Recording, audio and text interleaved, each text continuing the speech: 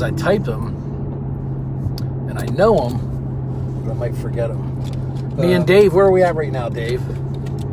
Huh? The thriving metropolis of Halifax, Pennsylvania. Yes. We're going to look at a house up here, right? Went on the market yesterday. Yeah. We're a little slow on the draw on this one. Well, We normally get out same day, right? Yeah. Try to get there same day. Cause Dave was sleeping half the day yesterday, and he slept in a little bit this morning, so we're a little behind the 8 ball, right? Yep. Dave had some extended I had some stuff to do. extended nap time. I had a appointment with my bed for an extended period of time, which is totally not true, but it's all right. But we bought 2 houses today, right? That's right. We're making up for it today. And probably, I would imagine 1 or 2 of the other ones will get accepted Yeah. that we're working on. But I hear all the time that people talk about how difficult it is. And don't get me wrong, it is extremely competitive and very challenging to get deals in today's market. It is. The reason we win deals, for the top reason we win deals and we buy homes when everybody else is not, is what I posted. One of the key elements is response time. We try and get out when there's a property that's on the market that appears to be a good deal. Our goal is to go when. If we mark something hot, when do we want to go? Same day. Same day. When do we want to get the offer in? Same day. Same day. And what you'll find is so often there are deals where they end up in multiple offer situations. But a lot of times that's happened because it's taken 3, 4, 5 days for maybe the original buyer or one of the interested parties to make a decision. We get out to a property same day, we run our numbers, we make an offer, and we're prepared to move forward that same day if the numbers make sense. What's number 2? Number 2 is pick up the phone. Pick up the phone. Right? Answer your phone. What were you telling me today? You were telling me today that when you were making offers, you were struggling to get responses, right? So you switched up a little bit of communication. Yeah, right? And then there was a deal that we thought we were $10,000 away on. We made a phone call today, and it sounds like we're maybe $3,000 away on, right? Yeah, I did well on that phone call. I did my best Dave impersonation. We're doing some training, and I was talking to Dave about how to handle negotiations, and I said, you know what, I'll just call. And when I called, I said, hey, this is Dave Rorman with, and the guy actually said, he goes, you sound way more handsome on the phone than you do. And I'm not sure what he meant by that. That's a total lie. That's a total lie. Okay. That part's a total lie. But pick up the phone. Like sometimes the difference is, because we were really $11,000 away by way of email. Yeah. At the end of that phone call, it sounded like we were $3,500 away. Something like that. And it looks like we'll make a deal, and it's a really, really good property for us. It'll be a great rental, which will turn into a great turnkey, a detached 3-bedroom home with a nice yard. It'll rent for around $1,100 a month, $1,200 a month, and sell for around $109. And it looks like we'll be able to buy it for around $33,000. Yeah. So a great deal for us. But we've also been working. It's another one that I don't have in the forest, follow-up. We've been working on that deal for a month or more. Oh, yeah. And the price has dropped. We've stayed in communication with the listing agent, and it looks like we're really, really, really close to making a deal. Number 3, what's number 3? Number 3 is know your numbers. Know your numbers. So, how long have you been with us now? Almost 4 weeks? Yeah, somewhere around there. How many times have we tweaked or adjusted our renovation estimate list? A lot. And now in the beginning, when I would do a renovation estimate and you would do a renovation estimate, there might be $5,000 to $8,000 discrepancy. Yep. Now they're pretty much almost exact, right? Yep. Christy said, you boys have too much fun on the road. You leave us alone. We're out here changing the world. And we know where all the good lunch spots are. That's right. Jim's Diner. Who would have known Jim's Diner off 83? Was it Jim or John? I thought it was John. Same thing. Jim, John, it's same thing. Yeah. Jimmy John's? Not too bad, right? It was okay. Yeah. Dave had a little pork roll and fries.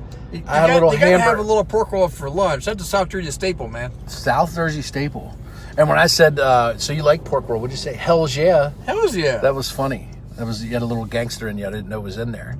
That's a very little bit, maybe. Just a little bit. Just enough to be dangerous. No, but the third part was, like I was talking about, is know your numbers. So one thing that we've done is we've really, really, really worked hard to get accurate estimates when we walk a house, because if you walk a house and you estimate the renovations to cost 50 and I estimate the renovations to be 40 and I'm accurate, I'm going to be able to offer $10,000 more for that property than you will. And that's oftentimes going to be the difference between me getting the deal and someone else getting the deal. The other part is we put a lot of time and energy and training into comps, right? Like we spend a lot of time looking at what we can rent the house for, what we can resell it for. So you got to know your numbers, your renovation cost. If you're borrowing money, you need to know what your carrying cost is going to be. But we really have dialed in our estimating process. So when myself or Dave or anybody walks a property, we know within almost a few dollars what we will spend to renovate that property. And oftentimes that gives us an advantage because we are either lower on our estimated renovations than what someone else might be, because we've worked hard to reduce their cost. We've negotiated over and over and over and over again with our contractors and our material suppliers to get the cost of that down, because every dollar I save in construction is another dollar I can spend when I buy the property or make an offer on a home, which makes our offer more appealing. And then we really know what ARV and resale values are.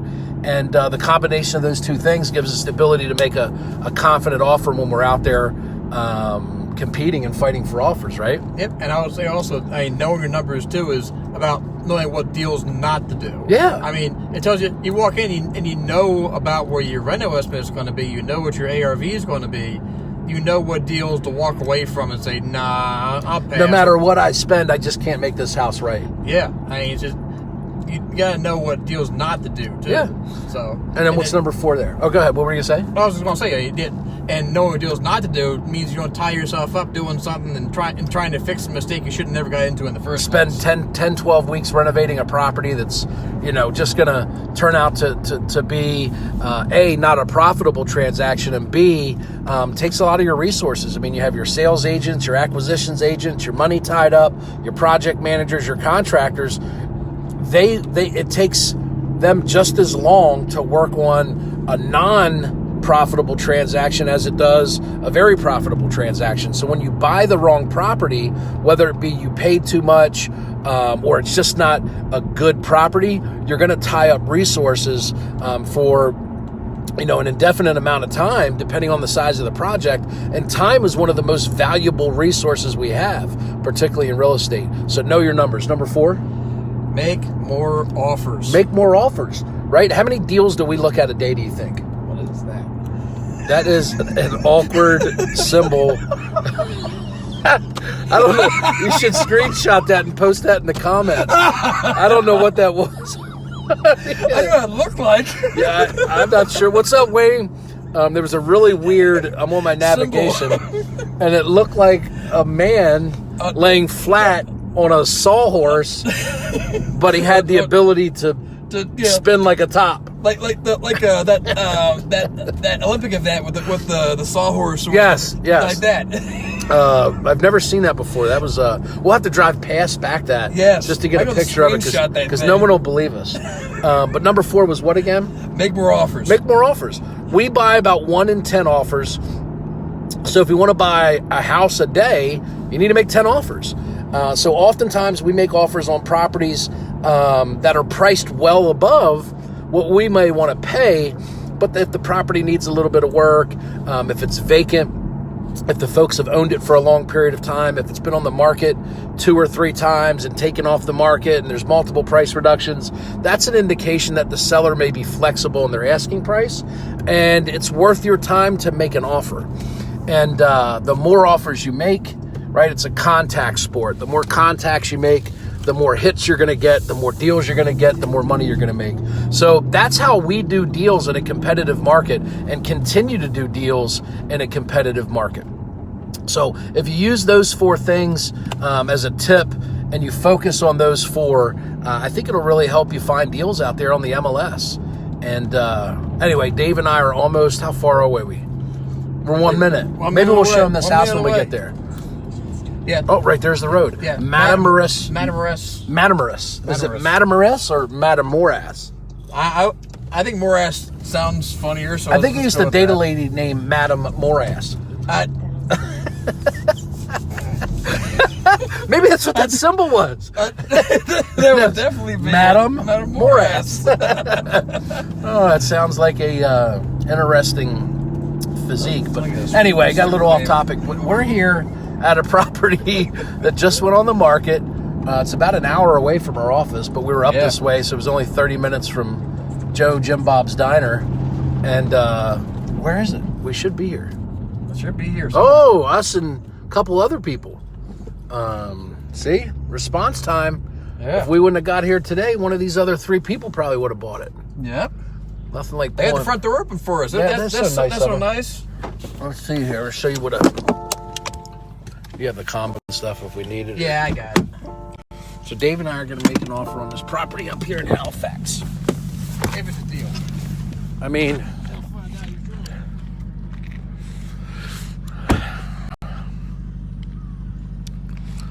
see, first day on the market, it's already, it might not be 2 different buyers. It might just be one buyer and their agent. Nice area out here. Like, what's Halifax close to? If you live in Halifax, where do you work? Harrisburg? Halifax. Halifax? Like, what's in Halifax, though? See, this house. See, Dave's not a smart ass at all. That's what I like about him. No sarcasm whatsoever. See, and one of the things you got to be cautious of, like, here's a little single wide. What's up, Adrian? Single wide mobile home next door, which isn't unusual when you get to these more rural locations. We'll have to put a new mailbox and post in. That roof looks to be questionable.